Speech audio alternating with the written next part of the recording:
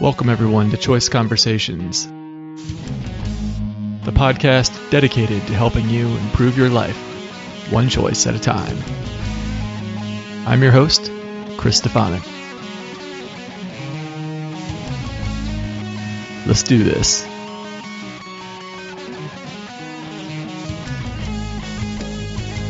Hey gang. Today I'm bringing you part 2 of the Principles of Weight Loss series. This one is about low carb, high fat diets. Now, before I get into that, if you have not yet had a chance to take a look at my relationship guidebook, Turning Arguments into Discussions, I encourage you to check that out. It's available for free at discussions.choiceconversations.com. There's a link to that in the show notes. It's pretty short, I think maybe 18 pages, but it's a little handbook, guidebook, step-by-step actions that you can turn your relationships around, turn those arguments into discussions, which will do wonders for your relationships. And it works even if you're not in a relationship with a significant other. The strategies within many of them will work with anyone, be that, clients, customers, friends, children, parents, you name it. So check it out, discussions.choiceconversations.com.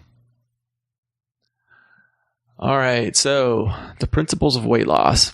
Real quick, let me just recap what we talked about in part 1. Part 1, I talked about how calories in, calories out doesn't work. This is what's currently prescribed by mainstream health pundits. If you look at all the mainstream diets that are out there, Weight Watchers, Jenny Craig, all this stuff. If you listen to the experts, you listen to your doctor, nutritionist, they all pretty much say, eat less, move more. It's about calories in, calories out. You need your calories out to be greater than your calories in. And I talked about why that actually does not work. And it's basically your body does not want you to lose weight.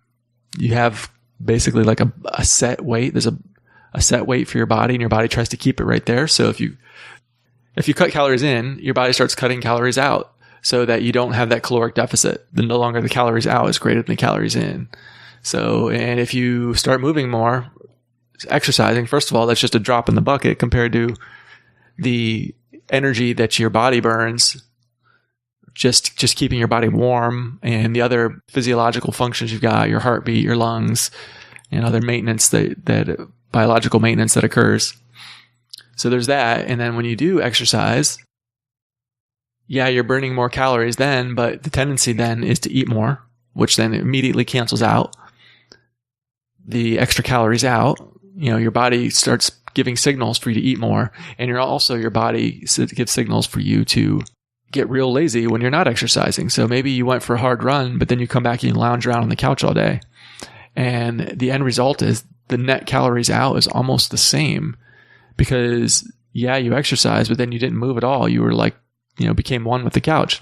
So calories in, calories out doesn't work. There's tons of studies showing the abysmal failure rate for it. I mean, it's something like 98% failure rate for calories in, calories out.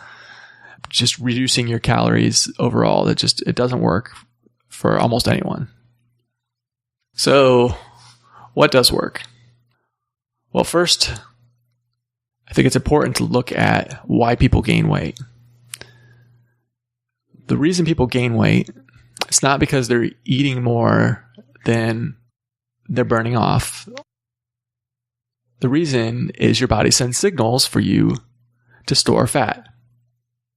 These signals come in the form of hormones. That's the body's way of sending signals within it, is through hormones. And the hormones that we know are most associated with fat gain are insulin and cortisol.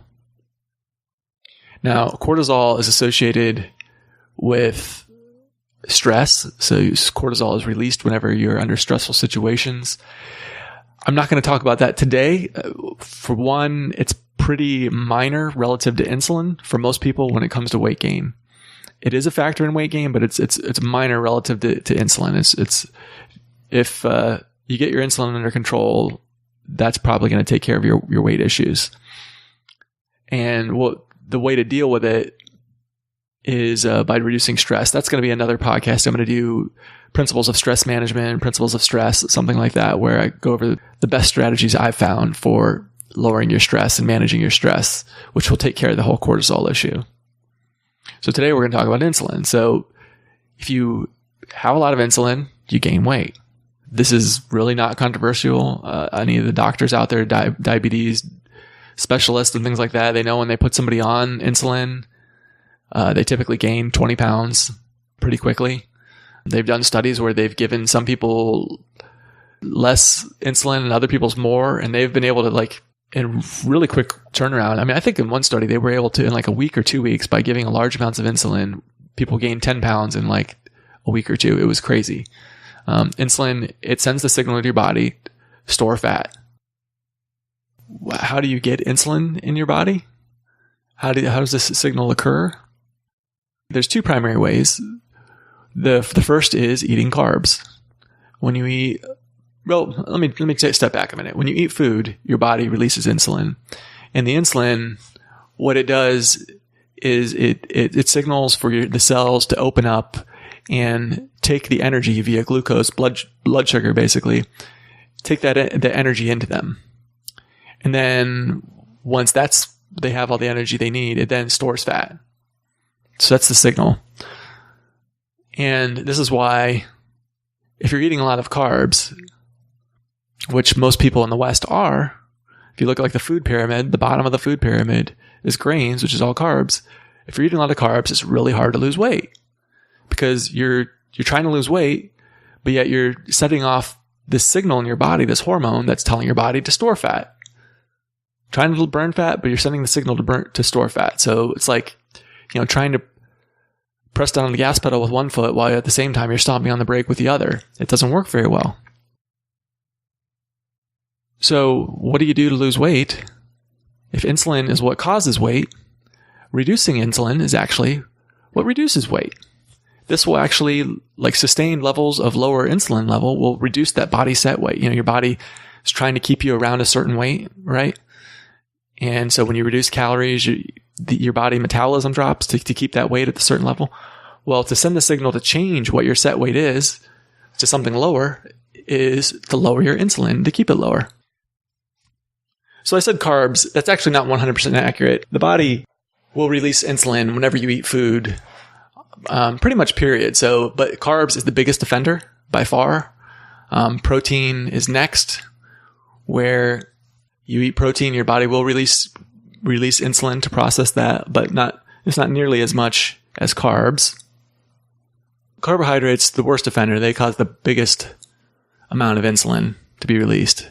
Protein is second, a distant second.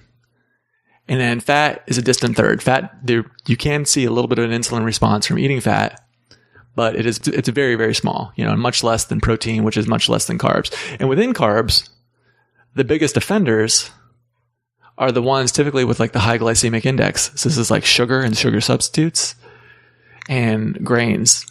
And specifically the worst grains are wheat and corn.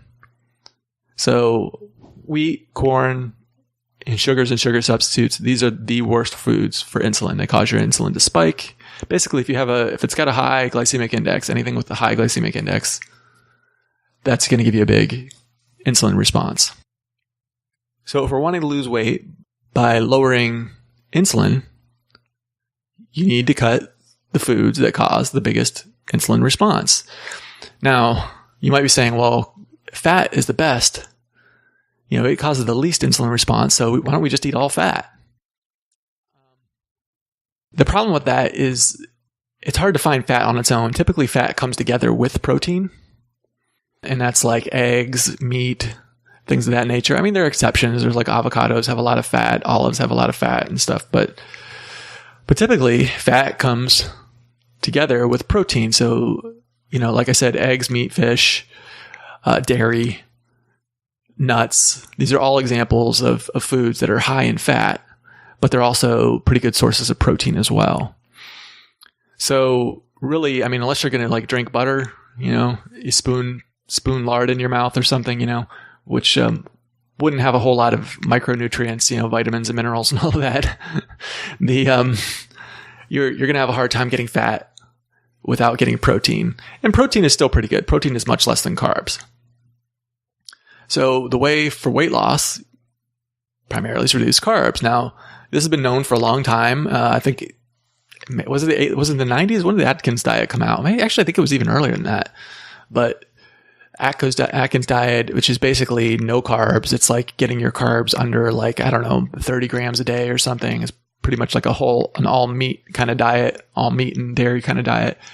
And there's ketogenic diets, which is pretty much getting carbs under 60 grams a day. Not quite as extreme as Atkins, but there's a lot of advantages to ketogenic diet. In addition to being great for weight loss, it's got a lot of other stuff that it's really great for. It's great for brain health. It's great for fighting cancer and a lot of other stuff. So if you just Google the benefits of ketogenic diets, you can see that. But for weight loss, really, if you just get your carbs under 100 grams a day, you're going to lose weight.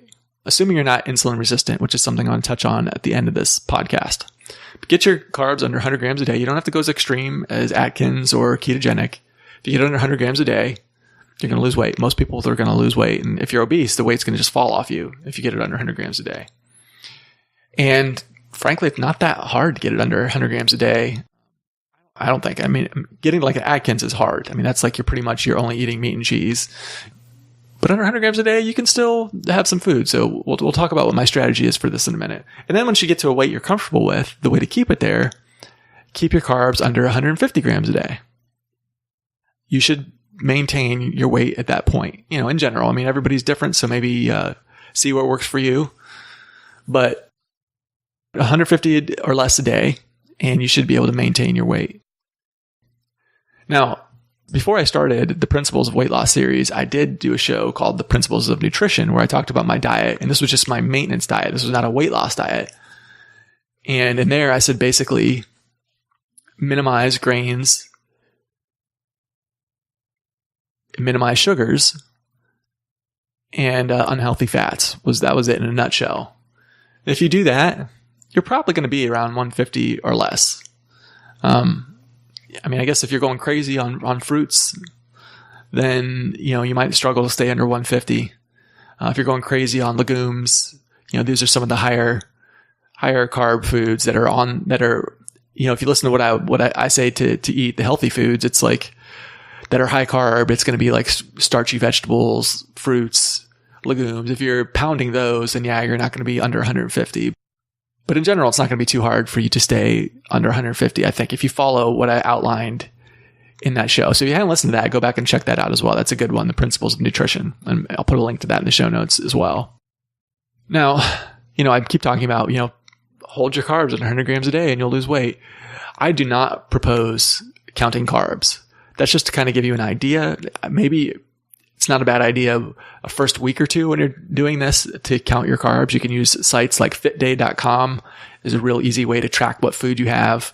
You just punch in your food as you're eating it, and it'll show you how many carbs you had on the day, as well as micronutrients and a bunch of other stuff. It's a really great site, but once you get a feel for it after a week or two, you don't really need to do that anymore.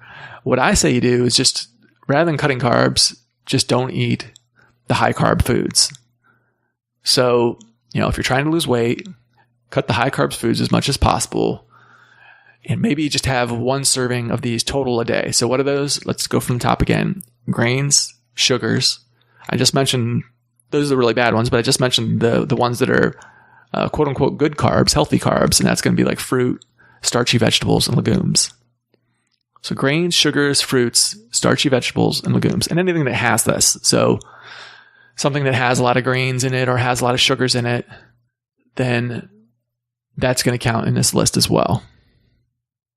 So maybe you're getting some barbecue.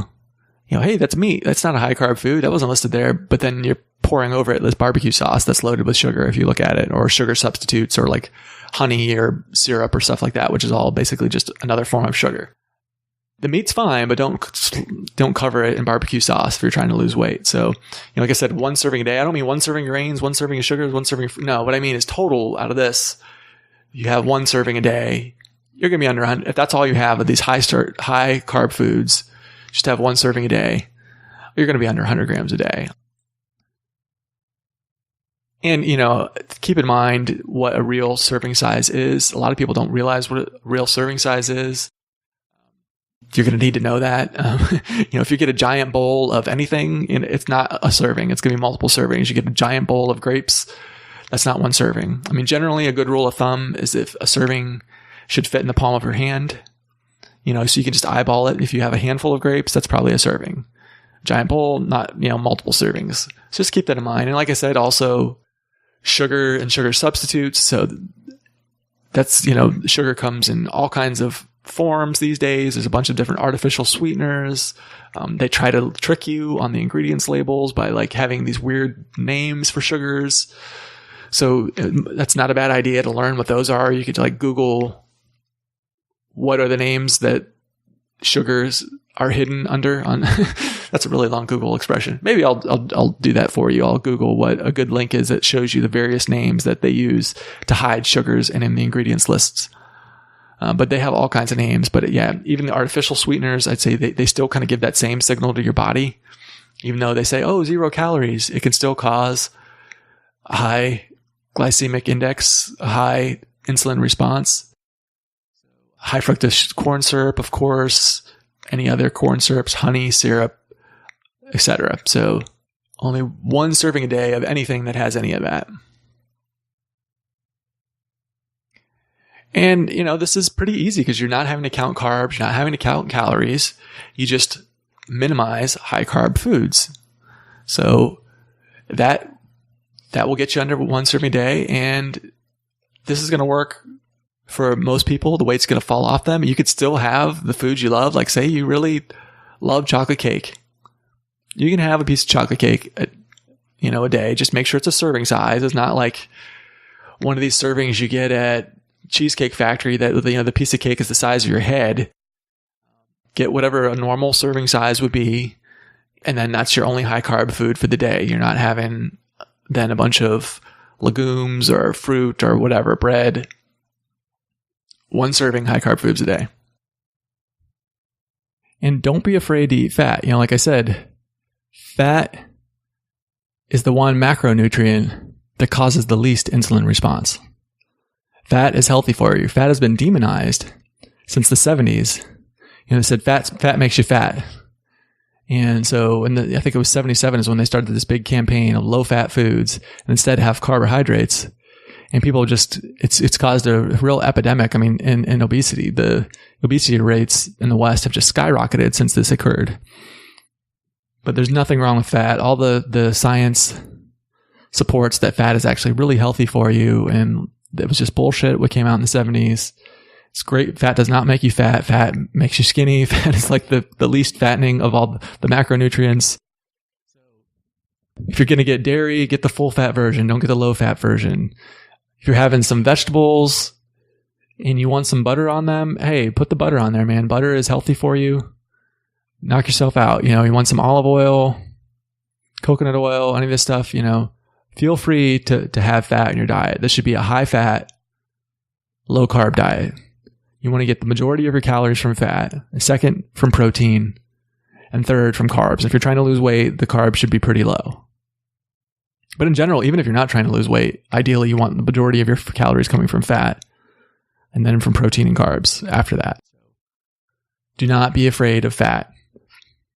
Don't say, low carb diet. Okay, so that means I guess I got to just pound a bunch of protein because fat is not good. No. This is a high fat, low carb diet that I'm recommending. It's not just low carb, because if I just say just eat low carb, some of you might say, okay, but I've heard in the past that fat is not good for me. And so then you turn it into a high protein diet. And that's not what we want. We want high fat, low carb. Now, there are other things you can do to lower your insulin response. There are things you can do to mitigate that insulin response. If you're eating fiber while you're eating carbs, or mixing protein and fats along with especially fat. If you're mixing fat in with your carbs, that's going to lower the response. The fiber slows down the processing of the food, which slows down the blood sugar. It keeps your blood sugar from spiking too much, which lessens the insulin response. This is why when you eat a serving of fruit or legumes, it's not as bad for you. It doesn't cause you to gain weight as much as a cookie does.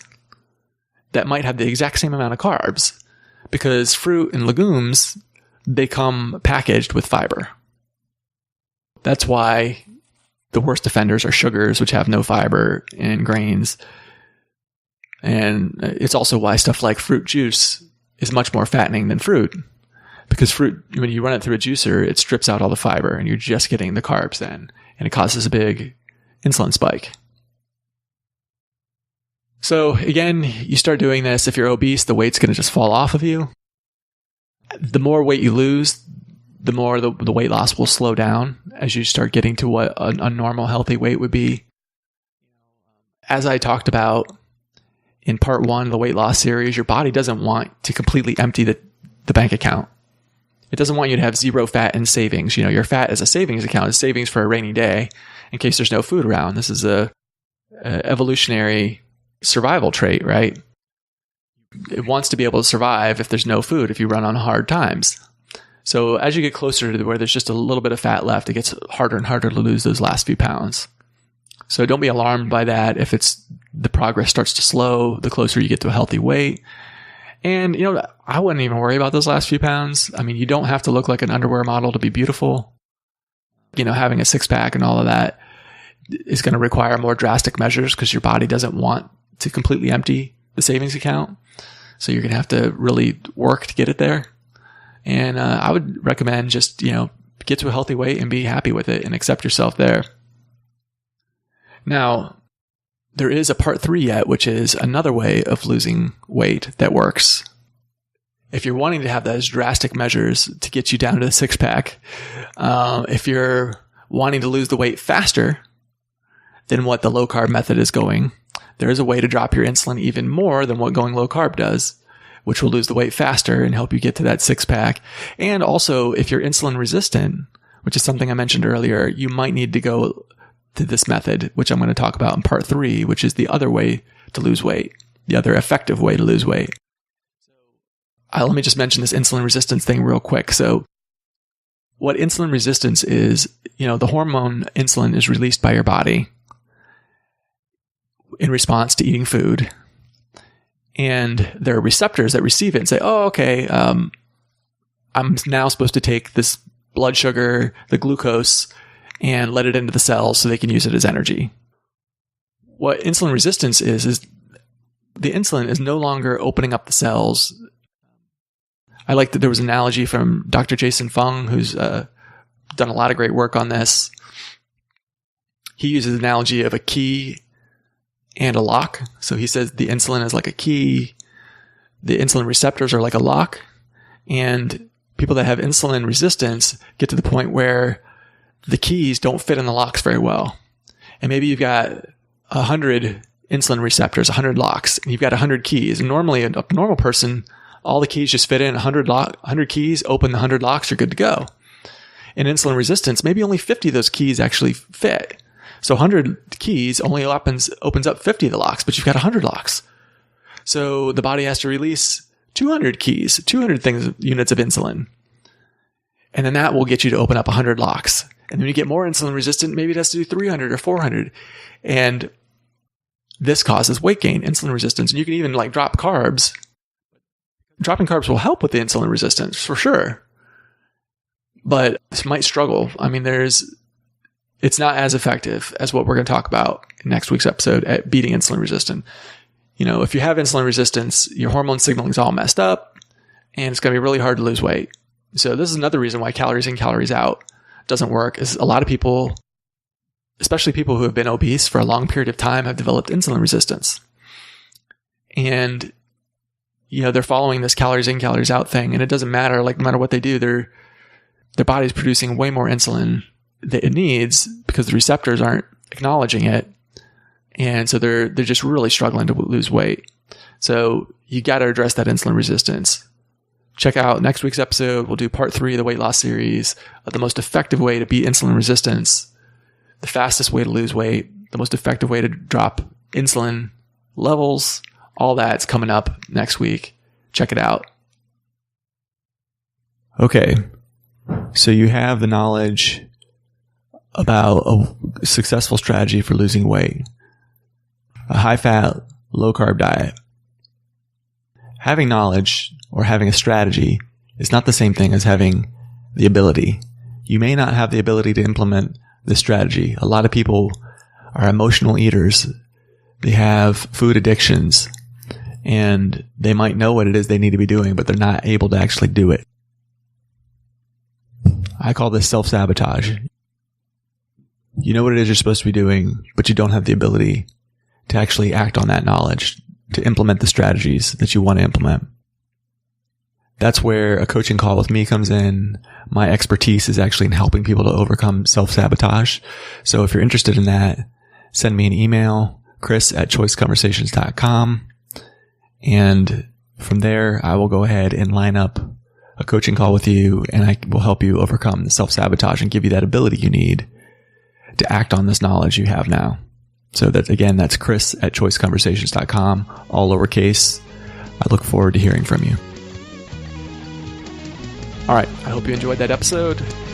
If you did, one way you can show me some appreciation is to go to iTunes, leave a rating, review, subscribe. All those things really help out. Share this show on social media. Tell your friends. It means a lot to me. It really helps the show to grow, and I would greatly appreciate it. All right. Take care of yourself. And remember, make the choice to be great.